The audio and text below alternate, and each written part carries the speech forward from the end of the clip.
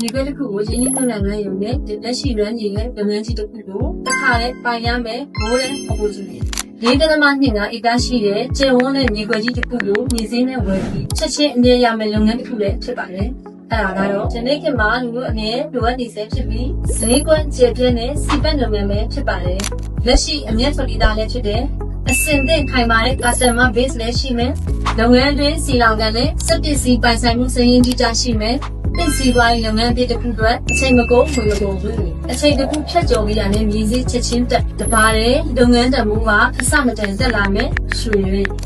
နေရအထူးကောင်းလို့နေရနဲ့နေတက်မယ်ချက်ချင်းဝယ်လိုက်တာနဲ့ဝေထွက်လာနိုင်မယ်နေပြီးတော့အဒီတစ်ဝိုက်ကလက်ကီဂိုလ်ဒန်လန်ဒီလိုအချက်လက်ပြည့်စုံပြီးတရားဝင်လုပ်ငန်းနိုင်စတဲ့လုပ်ငန်းတစ်ခုလုံးကိုမြေစည်းလေးနဲ့ပဲရမှာမို့လို့ဘာစီကိုယင်းနှိမ့်နှုတ်နယ်လို့တော့တချင်းချင်းများခုပဲဆက်တက်လိုက်တာနဲ့သူစင်းနဲ့ရပါပြီရှင်။ပိုင်ဆိုင်မှုနဲ့လုံခြုံမှုပိုင်းဆိုင်ရာကိုဘာလို့ကိုဖြစ်လိုက်တာထုံးစံလိုက်သူအမှခံပါပဲ။ဒီကစင်းရဲ့အနာဂတ်ကိုယင်းနှိမ့်မှစားကိုဖြစ်လိုက်နေသူအနာဂတ်ကိုတိဆောက်ကြအောင်စီ။